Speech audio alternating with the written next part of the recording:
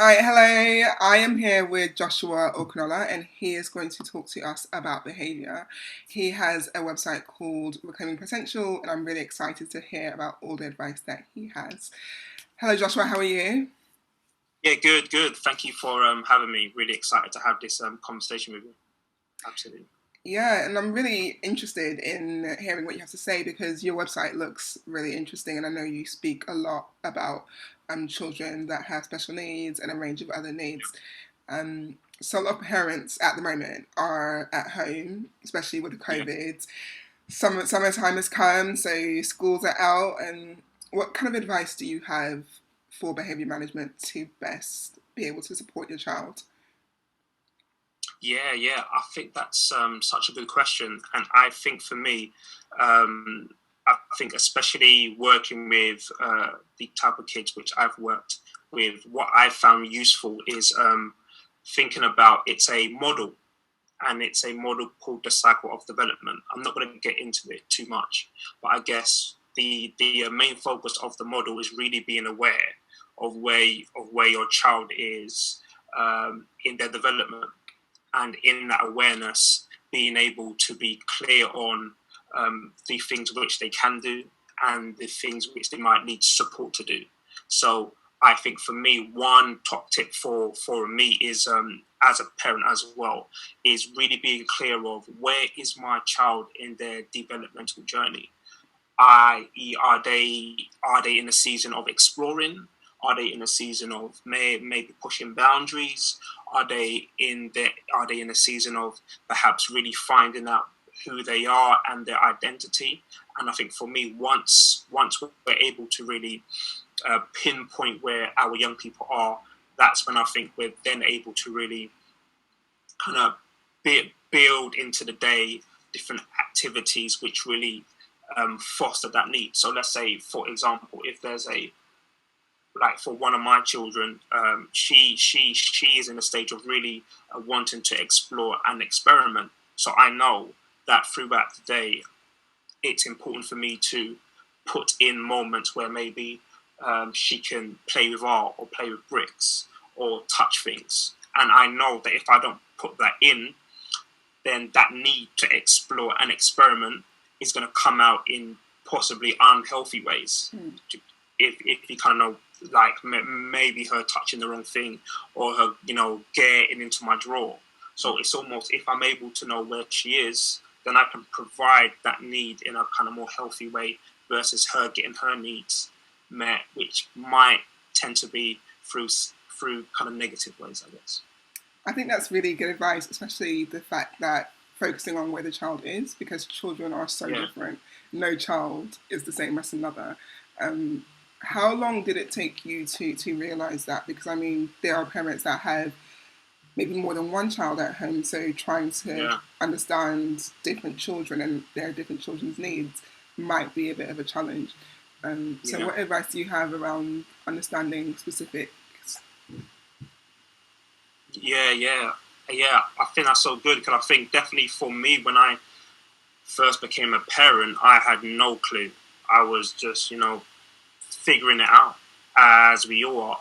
And I think for me, what I found useful is I often sometimes just take a step back and just kind of watch what my kids um, um, um, are focused on or are drawn to naturally without me having to say anything. So I think that's one key thing which I found.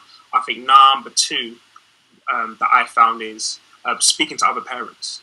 I found that really useful as a way to really think about, oh, okay, my son is doing this and your son is doing that. I wonder what could be happening here. My son, has loads of low energy and I'm wanting, to invigorate him. If that's happening to your son, we can put our minds together versus probably when I first was a father, I didn't really connect with as many parents that I felt very much. I just had to figure it out on my own, which now I don't. I can connect with like-minded people like yourself, connect with friends who have children, and I think the last thing that comes to me is to really ask your children. Do you know what I mean? I think if they're of a certain age, they will have a pretty good idea of what they need.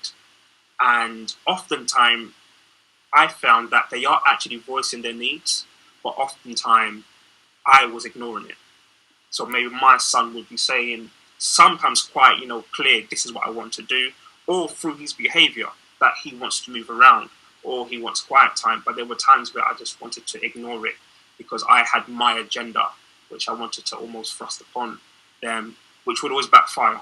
And then I would then get in a state thinking, oh no, why are they behaving like this? But actually, it's probably because I didn't spend a couple minutes just to watch, just to take in what they wanted to do. Yeah. So, yeah. I think that's great advice, especially because finding kind of behavior is really challenging when you're trying to really focus on your own life and what you're doing and trying to balance that work-life balance and personal life balance and everything else that you've got kind of going on. So for you as a father, what did it take? What helped you with that step to say, okay, I'm going to come out and I'm going to speak to these parents, or I'm going to put what I have to the side and focus on what my child needs. What was it that helped you to kind of reach that level? Wow. You are taking me back now. I think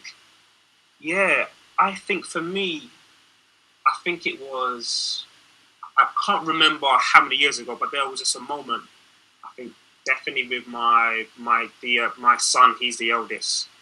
And there was just a moment where I just thought, this is just so hard. You know what I mean? This was so hard. And I almost felt as though I was failing as a parent because I couldn't respond adequately to his emotional needs. And I think for me, one key moment that I remember was, I think it was my big brother who offered me some advice when it came to raising him. And I remember at that moment, my heart was hard towards him. I was like, no, leave me alone, I can do it. And then it's only later on that I started to think about, actually, there are people around me that are actually for me. Mm. They're not thinking I'm a bad dad. They're not thinking I'm terrible. They actually want to support me.